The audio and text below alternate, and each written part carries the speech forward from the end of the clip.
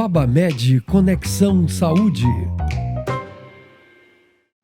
Olá, o nosso FabaMed Conexão Saúde de hoje entrevista uma das grandes referências na medicina humanizada aqui no estado da Bahia. São mais de 3 décadas trabalhando com gente e, como ela costuma dizer, fazendo a missão dela aqui na Terra, que é evoluir. Nós hoje falamos com a doutora Clarissa Matias, um prazer tê-la aqui conosco. Doutora Clarissa, muito conhecida aqui em Salvador e na Bahia, né, e no Brasil. A gente primeiro dá as boas-vindas à sua presença aqui conosco. Muito obrigada. É um prazer, uma honra estar aqui. Estamos honrados também. A doutora Clarissa Matias é uma médica oncologista, ela é líder do Cancer Center do Santa Isabel, do Hospital Santa Isabel, é pesquisadora do Instituto Oncoclínicas e também faz parte, é uma das líderes do Oncoclínicas Salvador, é isso? Sim. Estou correto, né? E com uma formação muito vasta, ela faz parte, é membro da Sociedade Americana de Oncologia Clínica. Estou falando certo? É tanta coisa aqui que eu não quero me perder, a gente perder tanto tempo falando nas suas referências, nas suas habilidades, mas também faz parte, é membro da Sociedade Europeia, né? De Oncologia? Eu sou do Conselho da ASCO, da Sociedade Americana também. Americana e Europeia. Sim. Então vamos lá, temos muito o que conversar, doutora Clarissa, e desde já eu te faço uma pergunta que eu acho que envolve muitas coisas ao mesmo tempo. Dada a sua formação, que é uma formação que sempre traz à baila a questão da ciência e da espiritualidade. O câncer é uma doença que envolve muito de tristeza, de campo eletromagnético em baixa frequência. Me dá a sua visão sobre isso. Então, existem alguns estudos que mostram porque na verdade o câncer, ele é uma disfunção, né? Todas as células, elas nascem, crescem e morrem em algum momento. E o câncer, ele é uma disfunção desse processo de apoptose, ou de morte programada celular.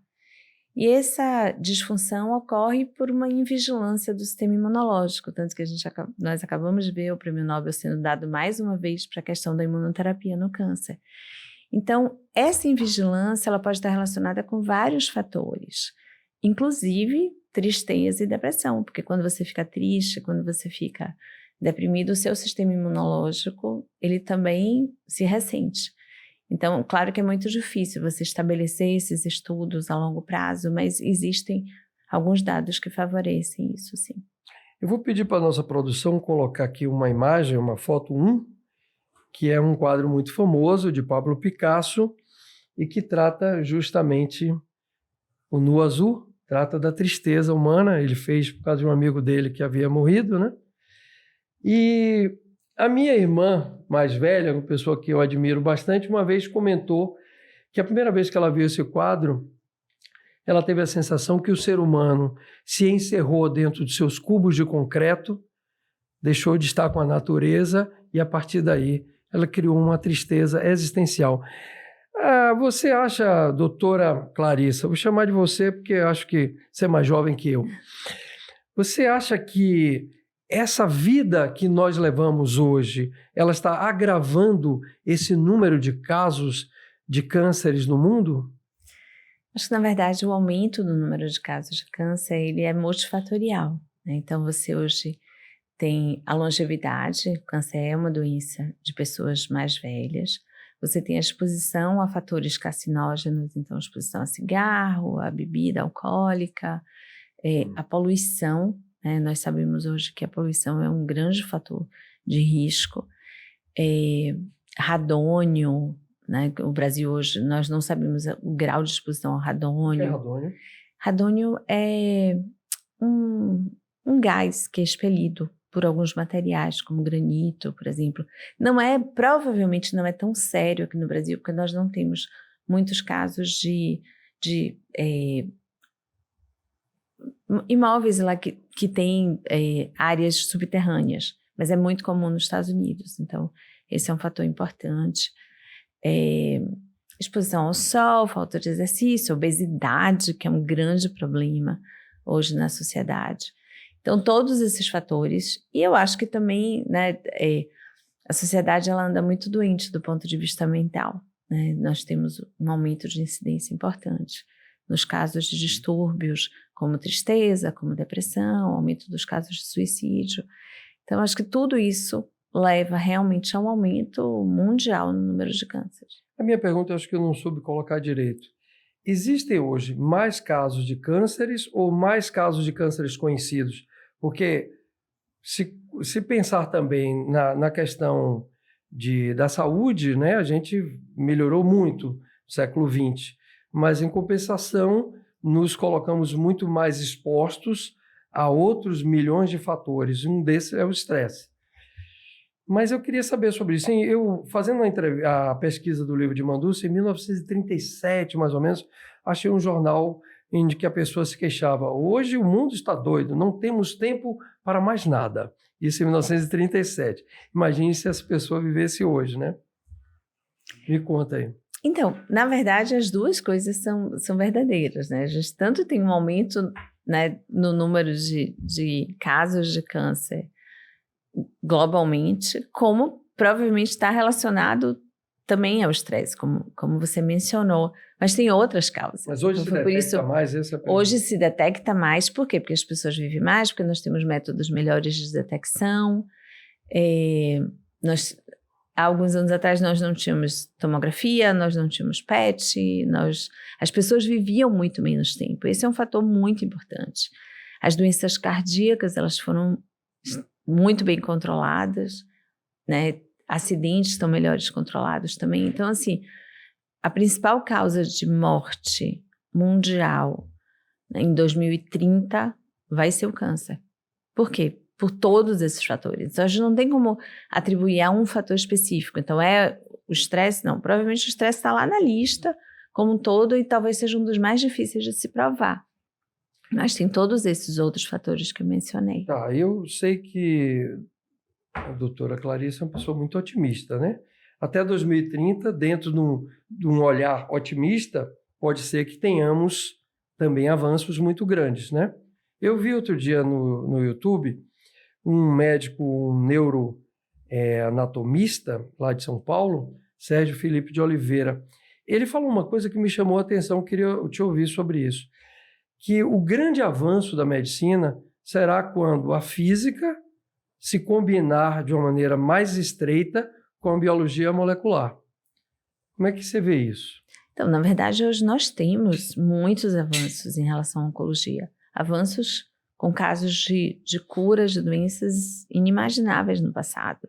Então, eu acho que essa mistura, né, de biologia molecular, onde você pode fazer diagnósticos específicos com alvos específicos que podem ser tratados com drogas específicas.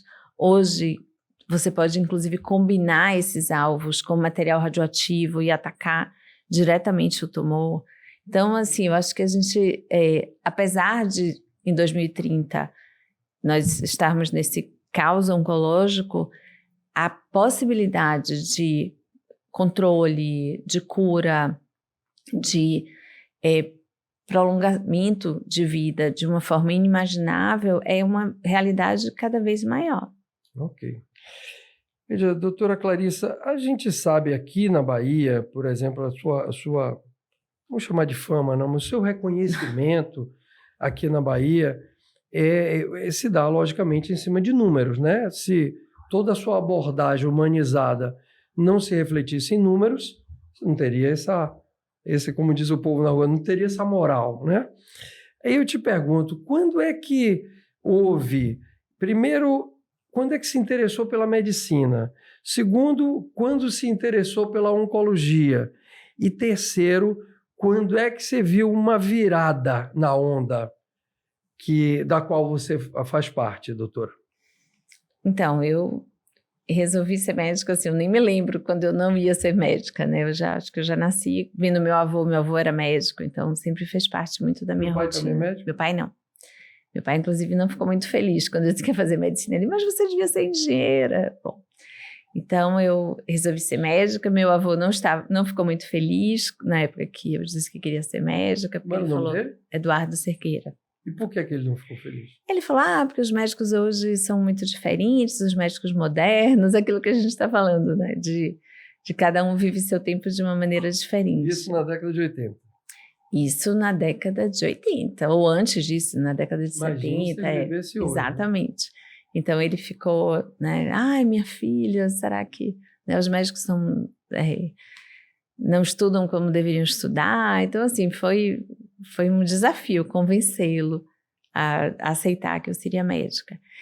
E aí eu resolvi eu ia ser geriatra, né, minha vida quase toda, mas no 5º ano eu fui fazer um estágio em Paris e lá eu me apaixonei pela biologia molecular, que era uma coisa muito nova na época.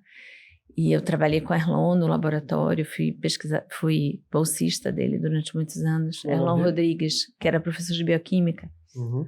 E aí ele me mandou para um estágio no Henri Mondor, e lá eu conheci a biologia molecular e me apaixonei por oncologia. Então eu sempre digo que minha vida com oncologia foi ao contrário, né? Foi da célula para o paciente. Mas eu acho que essa relação médico-paciente que nós temos com o paciente oncológico, ela é fantástica, assim, é uma oportunidade de você realmente poder amenizar, né, dores do corpo, dores de ter o diagnóstico naquele momento. Dores da alma. Dores da alma. Então, eu voltei, né, da residência há 25 anos atrás. Voltou no ano 2000? Voltei no ano 2000.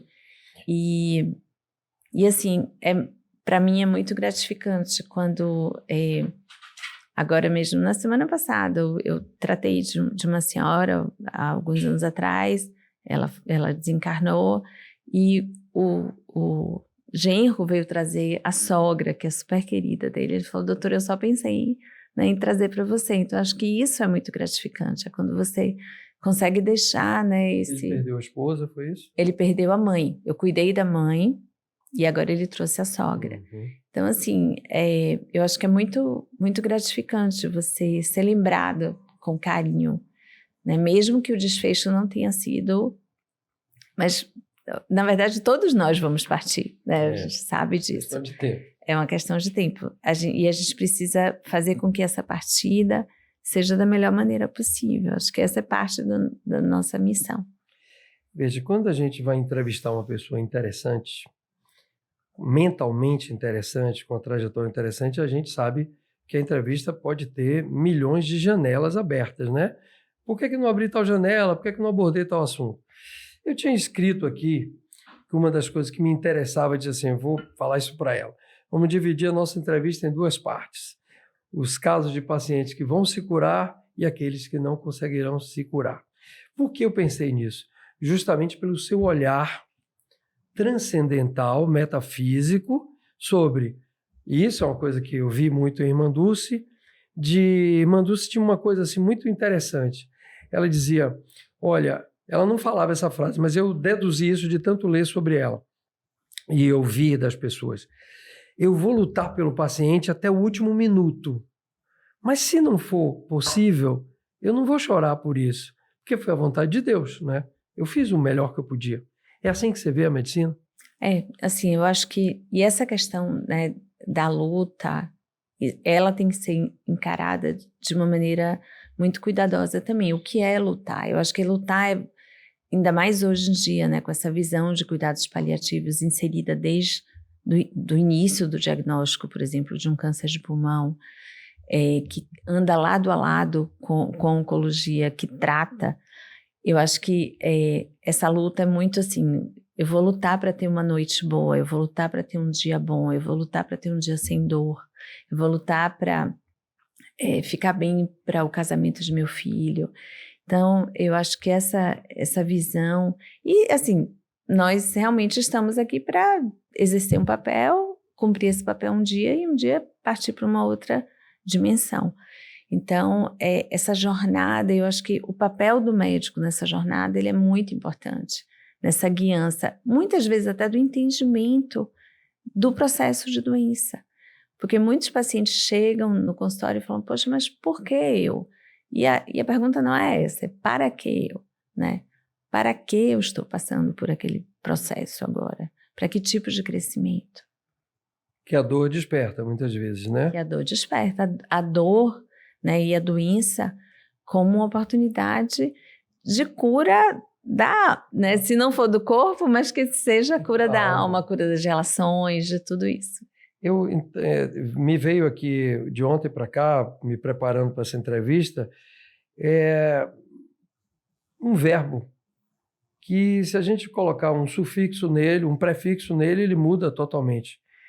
Esperar e desesperar, né? Que tem a ver com o paciente. O paciente espera, né? Ele espera a sua cura, participa dela, né? E eu acredito que você tem livro que eu já soube, né? Está fazendo um livro, já fez o primeiro livro, já está pronto? Nós já estamos indo para o terceiro livro. Terceiro Na verdade, livro. eu sou mais uma organizadora dos livros. Tá certo. E esses livros são sobre o quê? Então, durante a pandemia, no início da pandemia, nós começamos um encontro, né, que era chamado de encontros ecumênicos para discutir determinado tema. Hoje eles são chamados de encontros com a espiritualidade. E nós debatimos, né, várias pessoas de várias religiões. Então, nós temos uma pessoa da matriz africana, uma pessoa católica, que é Padre Lázaro, espírita e evangélica, e nós debatimos sobre determinado tema. Então, amanhã nós vamos falar sobre crianças, né, por causa do Dia das Crianças. Então, esse livro ele foi compilado, né, esses episódios foram compilados e viraram livros. Nós temos já 2 livros, estamos em vias do terceiro. Muito bem. Eu observo, por exemplo, na trajetória de Mandúcia, eu estou sempre citando ela, e para fazer o livro, eu ouvi pessoas de várias religiões. E Divaldo Franco me falou uma coisa que ficou muito forte. Ele disse assim, para mim, Irmã Dulce é a maior alma gestada no seio da Igreja Católica nos últimos séculos. Aí eu perguntei por que isso. Ele falou, porque seguir Jesus pela palavra já é difícil. Seguir pelo exemplo é quase impossível. E eu ouvi também a filha de Mãe Menininha do Gantuá, né? Mãe Carmen. E ela contou detalhes de como era quando Mãe Menininha ligava para a Irmã Dulce para que ela atendesse uma mãe de santo, e a maneira absolutamente natural, dadivosa, generosa, que ela acolhia pessoas de outra religião, e seja como paciente, seja como pessoas que trabalhavam lá. Ela dizia, minha filha, você veio ajudar? É isso que me interessa. E aí eu fico pensando que a doutora Clarissa Matias deve ter muitas histórias de vida e até de pós-vida, de morte, né, de livro, como você chama, livro aberto e livro fechando, para nos contar. Eu queria que, se fosse possível, logicamente não quero os nomes, né? Alguma história que te mexeu muito, assim, sobre essa transcendência, seja de quem acabou ficando e seja de quem acabou indo.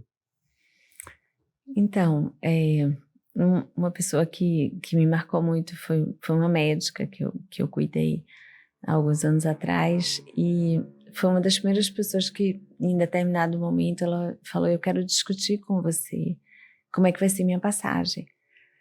E ela falou, como é que você imagina, né, até sendo espírita, como é que você imagina, o que é que eu vou encontrar? E aí ela me perguntou, e aí eu falei para ela, olha, eu acho que as cores são mais bonitas, eu acho que isso aqui realmente, a gente está na Terra num planeta de expiação, então os campos de girassol são mais bonitos, os campos de lavanda são mais bonitos, e o céu é mais bonito. E aí nós conversamos sobre isso, né, um dia, e aí algum tempo depois, quando ela estava perto de fazer a passagem dela, ela fez, eu preciso ir. E eu vou ver os campos de girassol dos quais você me falou. E aquilo ficou bem marcado, né, para mim, como ela conseguiu, né, absorver aquilo e fazer com que a passagem dela fosse mais fácil. Então, eu tenho também uma estudante de medicina que foi minha paciente, e aí um dia ela me perguntou, como é que você acha, o que é a morte para você? Eu falei, eu sempre vejo a morte ou a passagem como um barco que chega nos pega e nos leva para um outro lugar. E aí, Do outro lado do rio. um outro lugar que a gente não sabe. E aí ela ficou bem grave, né? Ela teve um tumor do sistema nervoso central e ela parou de falar e ela escrevia. E aí um dia eu entrei no quarto e ela fez assim: onde está meu barco? Cadê ele? Aí eu disse: calma, porque cada barco só chega no horário que tem que chegar. E ela deu um sorriso, assim. Então aquilo foi muito marcante para mim, como... Então assim, eu acho que a gente vai se povoando, né, de histórias, de coisas que inclusive nós vamos nos construindo como médicos. Isso é uma dádiva. Olha, cuidar de gente já é uma dádiva. Ser médico, logicamente, é uma dádiva, é uma missão, vamos chamar assim. E, além disso, dessa missão, eu ainda separo aqueles médicos que lidam com pessoas que não estão necessariamente no fim e os médicos que lidam com pacientes que têm que absorver essa sensação de finitude. Eu vou pedir à nossa produção para colocar aqui a nossa segunda imagem, que é muito interessante, de Irmã Dulce,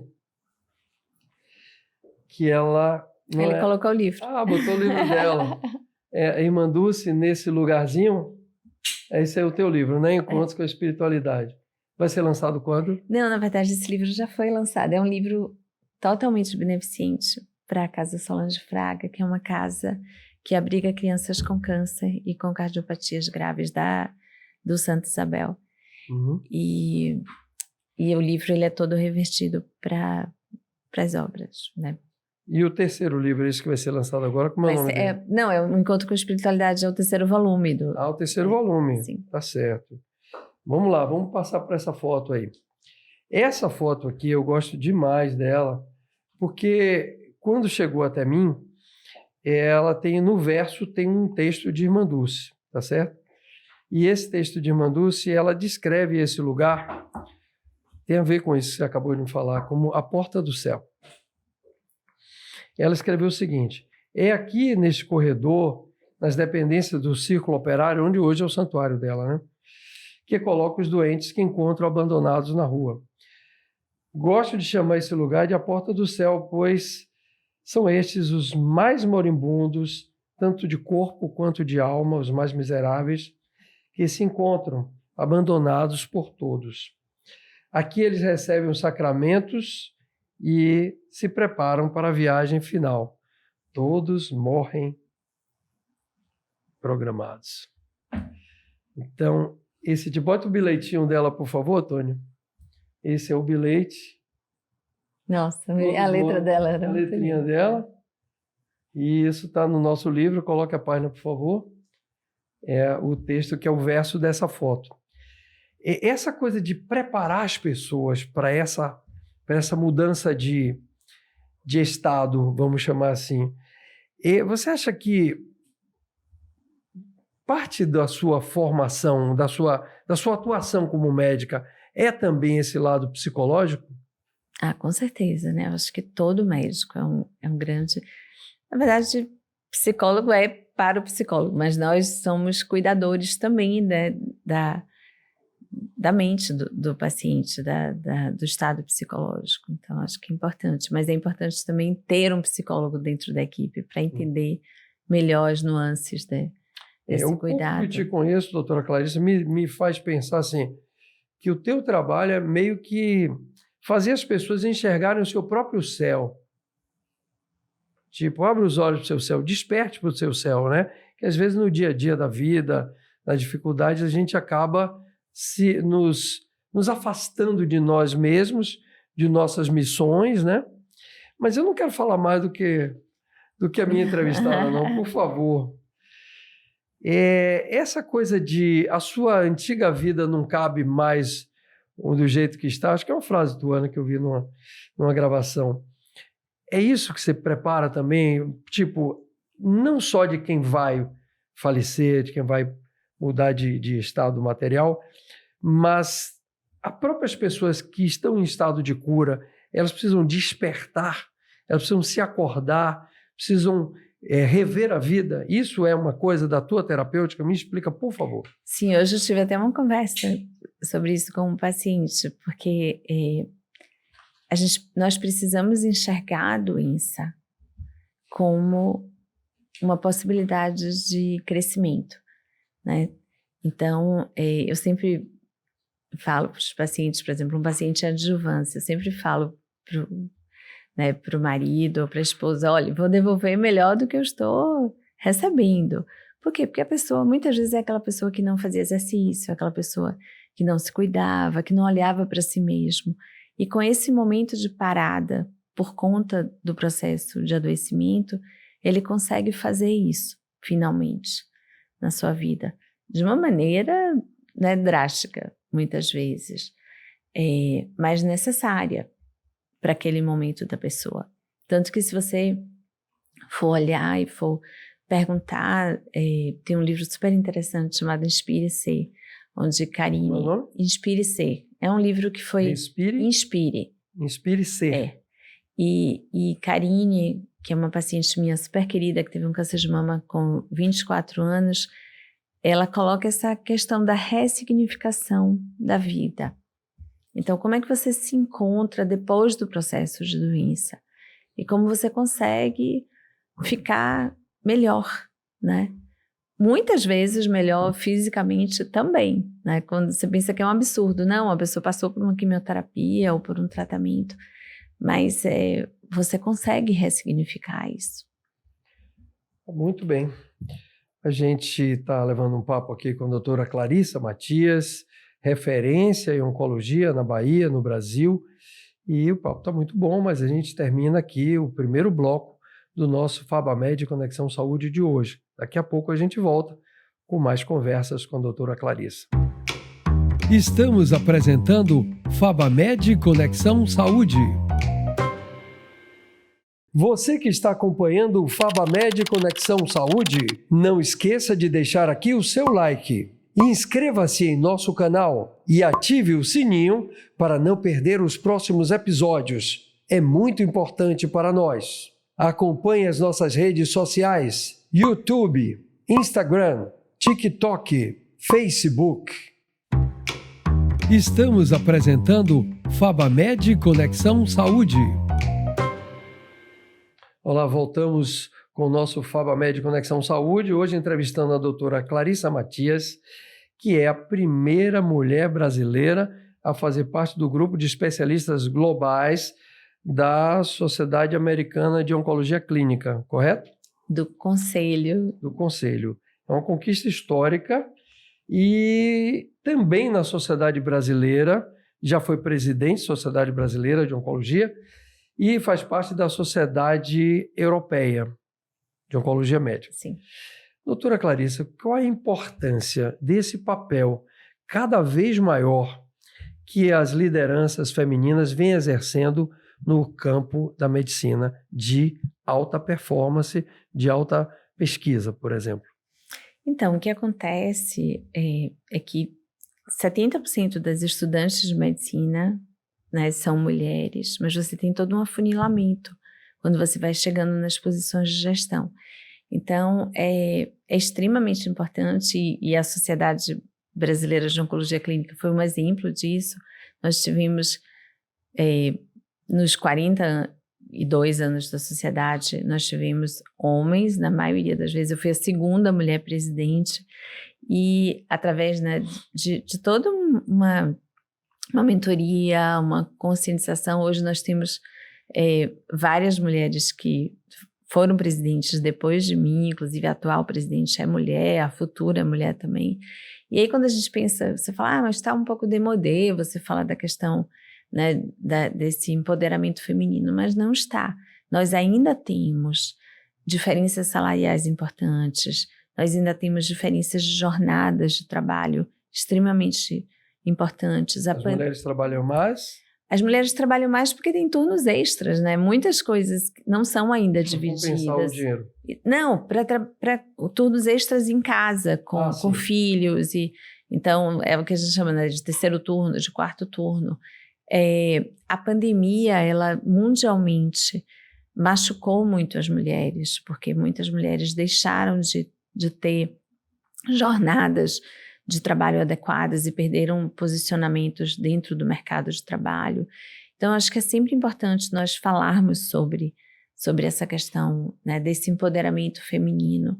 E com isso você cria, Valber, realmente exemplos, né? Eu acho que todas nós que conseguimos alcançar postos importantes, nós nos tornamos exemplo. Aí você estava falando aí sobre Carlos Chagas e o Prêmio Nobel, e aí eu lembro uma mulher que é um grande exemplo na minha vida, que é Madame Curie, que ela passou por todas as dificuldades de ser uma mulher, né? De ser uma mulher estrangeira. De ser uma mulher cientista. De ser uma mulher cientista. E ela foi bem sucedida. Então, assim, eu acho... E ela é um grande exemplo na minha vida. Às vezes, quando eu penso assim, nossa, eu tô cansada, eu falo, mas não posso ficar cansada, porque ela subia vários lances de escada para conseguir dormir no quarto que não tinha nem isolamento térmico, não tinha aquecedor. Então, mulheres, né, que realmente conseguiram nos mostrar que o caminho ele pode ser muito difícil, mas ele é possível. E é isso que nós né, pretendemos e nós, no nosso dia a dia, damos esse exemplo. Olha, durante o intervalo eu estava conversando aqui com a doutora Clarissa sobre o médico Carlos Chagas, que conseguiu pesquisar como é que se dava a doença de Chagas e acabou não ganhando o prêmio Nobel, por isso que ela citou aqui. Isso que você falou agora, doutora Clarissa, eu acho que nós, na minha visão como jornalista, nós carecemos de foco sobre os nossos heróis, né? Então, a tua atuação como mulher, como cientista, é algo que a gente está aqui conversando sobre isso. Mas muitas pessoas que vieram ao longo da nossa história, aí eu já abro até o leque, homens e mulheres, acabam sendo esquecidos, pessoas que doaram suas vidas para o bem da humanidade. Além dessa questão muito bem colocada sobre sua colocação sobre a liderança feminina, como é que está o Brasil hoje em relação ao resto do mundo? Sabemos, nós somos um país pobre, em relação à pesquisa, em relação à disponibilização do tratamento. Então, na verdade, o Brasil está muito bem posicionado, porque nós temos na área de oncologia, nós temos vários pesquisadores que treinaram fora do Brasil e conseguiram, né, nos seus retornos, criar centros de excelência em pesquisa.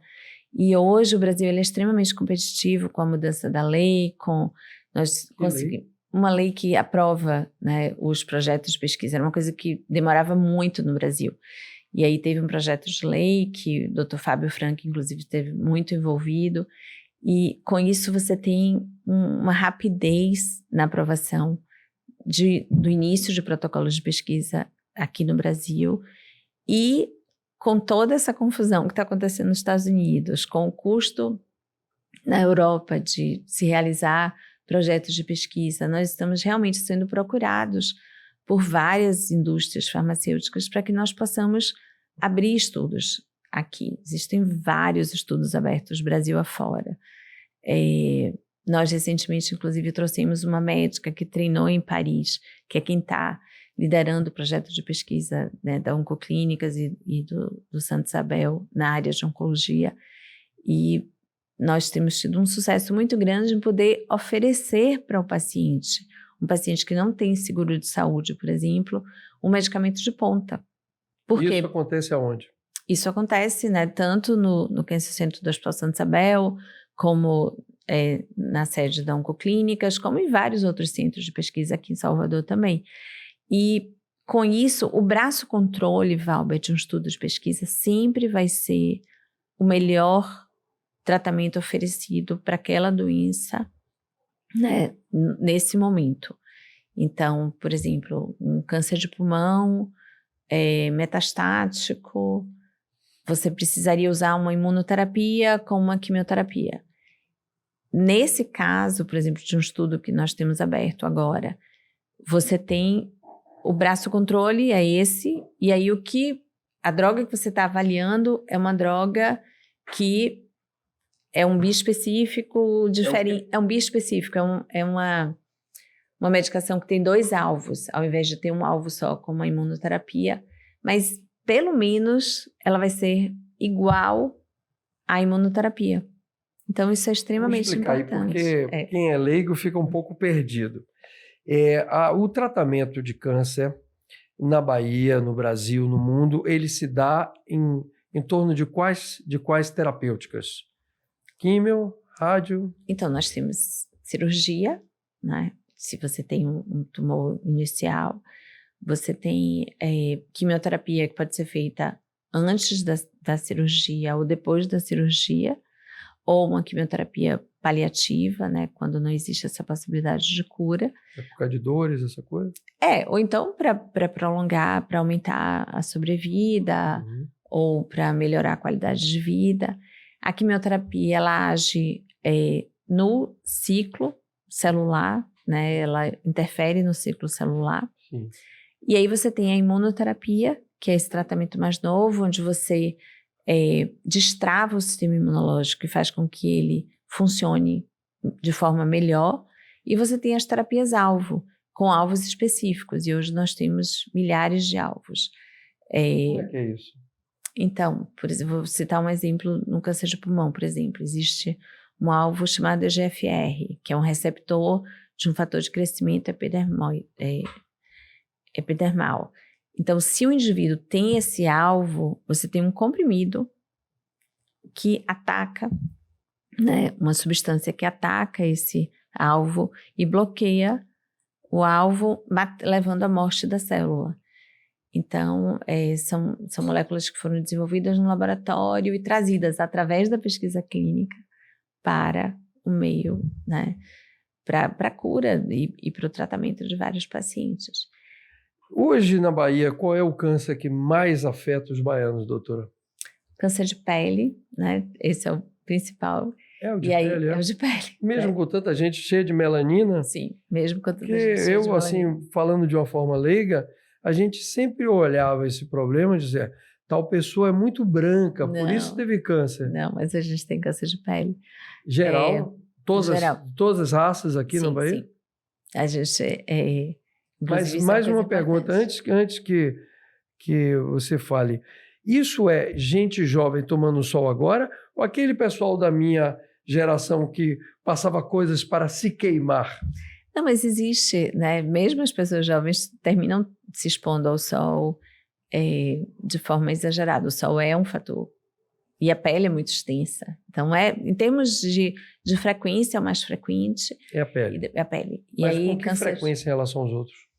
Então, é o primeiro, tanto em homens como em mulheres, e aí depois você tem câncer de próstata em homens e câncer de mama em mulheres. Mas o câncer que mais mata, tanto homens como mulheres, é o câncer de pulmão.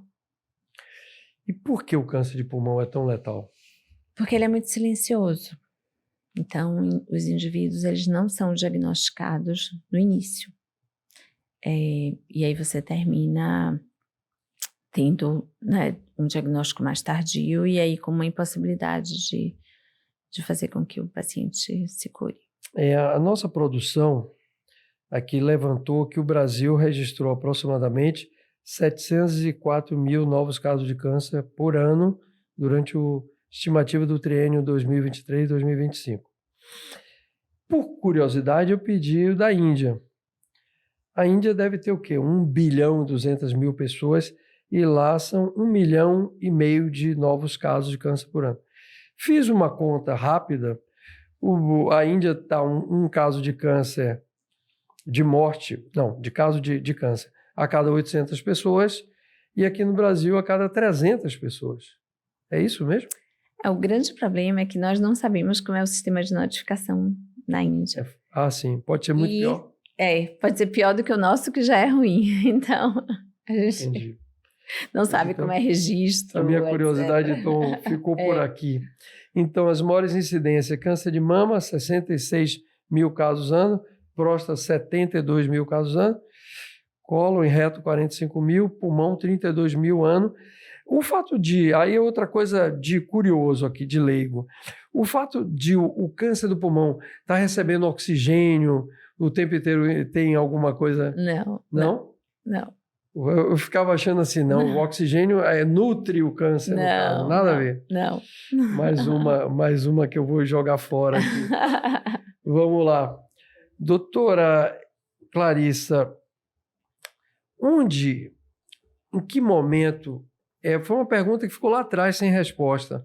Acabou ficando sem resposta. Em que momento da tua trajetória você começou a observar que a onda estava mudando, melhorando? Hoje há mais esperança do que desespero?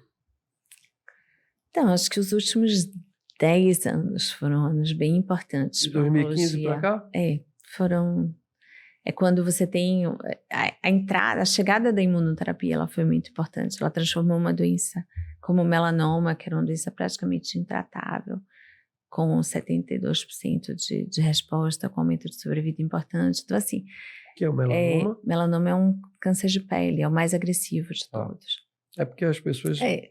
Então, assim, eu acho que nos últimos 10 anos, realmente, nós temos tido avanços que são extremamente importantes na oncologia. Além disso, essa terapia-alvo também...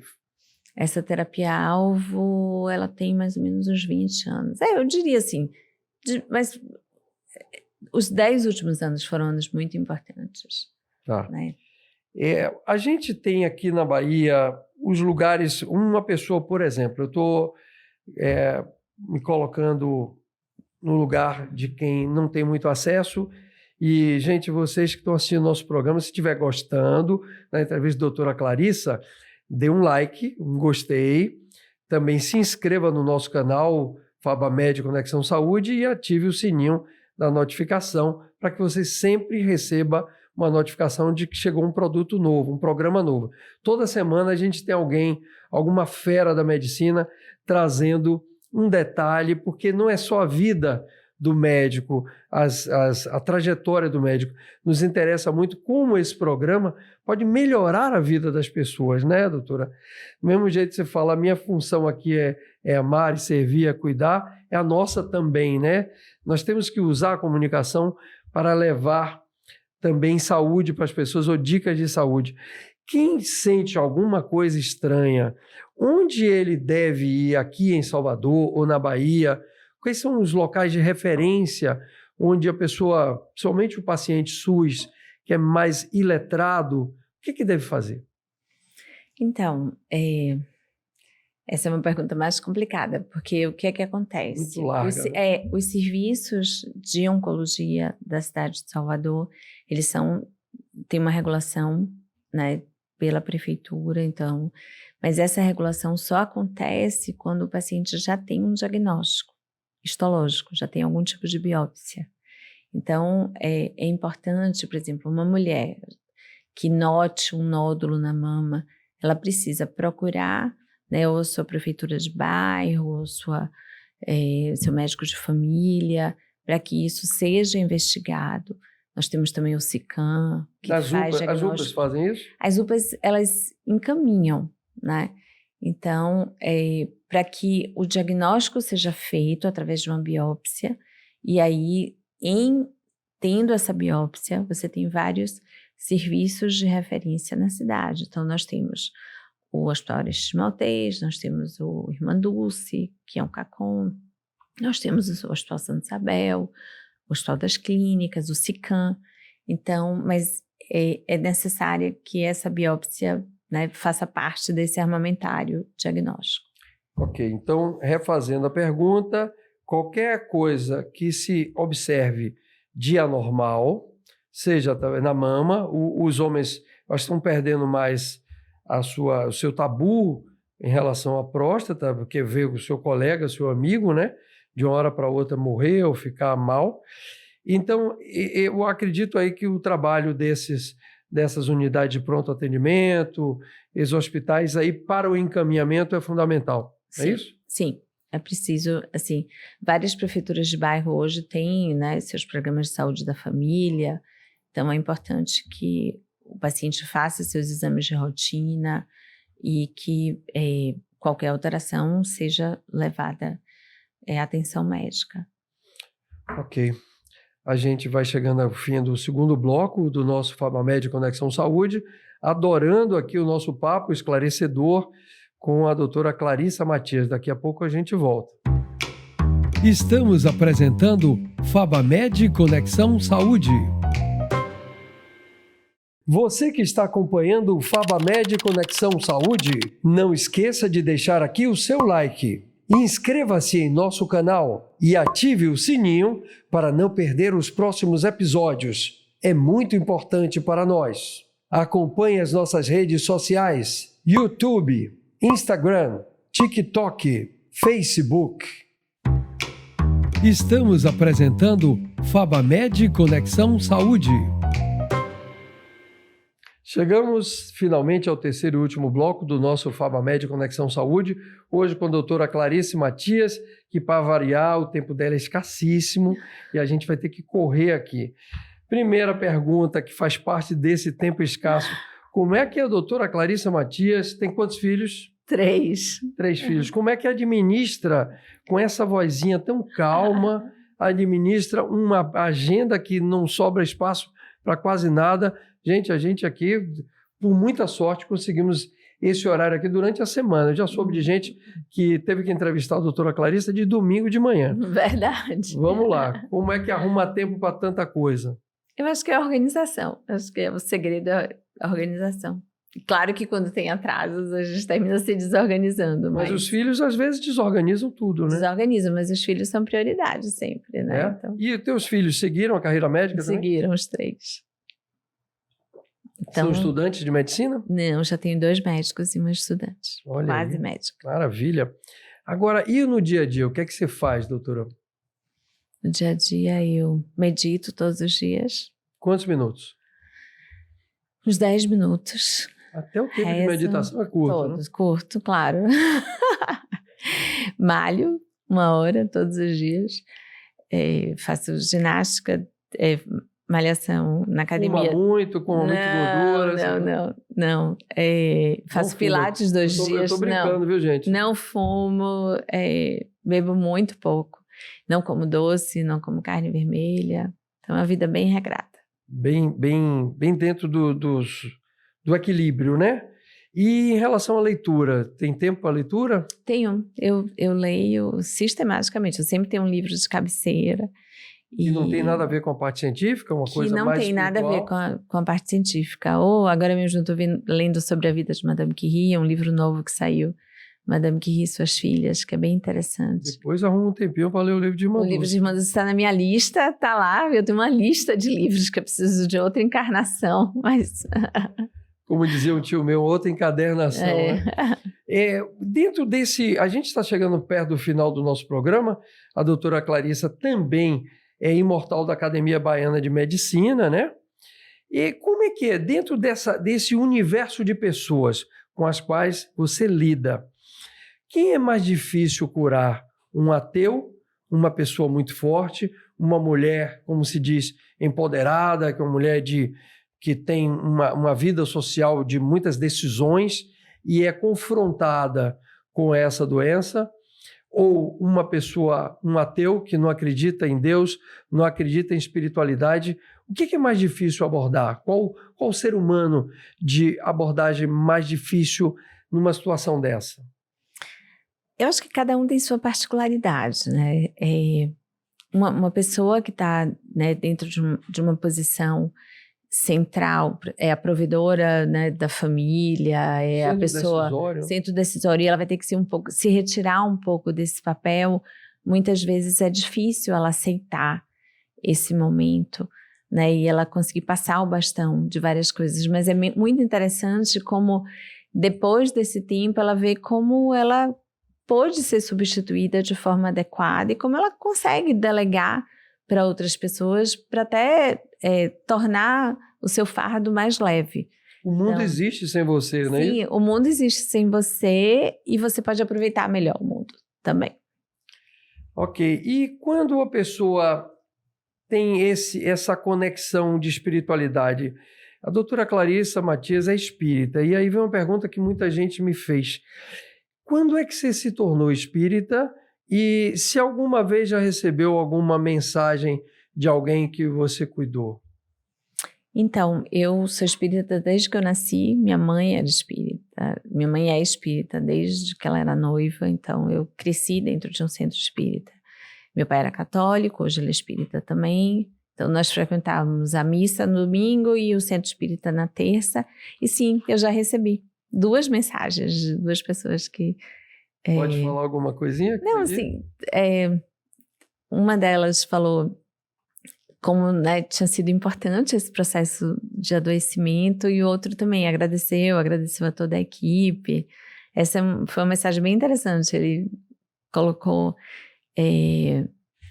como foi dada a ele a oportunidade de crescimento através da doença. Eu lembro que a filha dele me mandou um vídeo com a carta sendo filmada, eu estava viajando, estava fora do país, aí eu comecei a chorar, né, vendo o vídeo, e aí meu marido fazia, por que você está chorando vendo o vídeo? Eu disse, não, porque é muito importante, né, nós termos esse tipo de retorno, né? Eu acho que é o feedback mais improvável que o médico pode receber, né? E para a gente encerrar, doutora Clarissa, infelizmente vamos ter que convidar aqui outro dia, né? Que mensagem? Ó, gente, a gente está falando de vida pós-morte, dessa relação que ela tem com alguns pacientes que se foram, infelizmente, mas deixando bem claro que a grande, preponderante maioria das pessoas que são tratadas por ela tem êxito, né? Tanto que é por isso que o nome dela é tão celebrado. Não estamos falando de vaidade, não. Estamos falando de eficácia. Senão a pessoa dizer, eu vou para lá para aprender como ir, né? Não é o caso. Que mensagem se deixaria para os novos? São 2 tipos de mensagens. Uma mensagem para quem se descobriu doente. E a outra mensagem para os jovens profissionais de medicina que, vendo o teu exemplo, acham que podem também exercer uma liderança científica e ser importante na vida de milhares de pessoas. Mensagem 1, mensagem 2. Nossa produção, por favor, bota a imagem da imagem 3 aqui para a gente servir de base aqui. Então, eu acho que a primeira mensagem é saber aproveitar a doença, né, como uma oportunidade de crescimento e saber enfrentar, né, os dias e saber que tudo passa, né? Todas as coisas passam, o bem e o mal, como dizia a Saja. E para os novos médicos, façam com amor, né? Cristianizem os seus atos. Eu acho que... Eu fui criada numa casa onde meu pai, sempre quando a gente contava alguma coisa, né, ele falava, o que é que Cristo faria no seu lugar? Então, cristianizem o seu dia a dia. Cristianizar o mundo, né? Que são 2000 anos, e até aproveito para dizer aqui que no ano 2033, o mundo ocidental vai viver a sua data máxima. Eu tenho reclamado da igreja que não fala disso, os 2000 anos do legado de Jesus, e todos nós deveríamos estar em contagem regressiva para esse legado, não só espiritual, como moral, né? Não faça aos outros o que você não gostaria fizessem com você. Doutora Clarissa, foi um prazer muito grande tê-la aqui conosco, e aqui daria bastante mais tempo de papo, mas estamos satisfeitos com o que temos e a gente agradece a sua presença. Muito obrigada, e eu voltarei outro dia. E eu vou falar aqui uma frase de Irmã Dulce que eu acho que serve para o nosso papo. Que ela dizia isso, toda vez que você encontrar com alguém, que a pessoa saia do papo com você melhor do que quando chegou. E é isso que eu tenho a dizer sobre a sua presença aqui, tá bom? Obrigada, Fábio, foi muito bom. E assim, com essa belíssima entrevista com a nossa, vou chamar querida doutora Clarissa Matias, é que a gente encerra o nosso FabaMed Conexão Saúde, desejando a todos um dia muito especial, uma semana maravilhosa, porque semana que vem a gente volta com fé em Deus.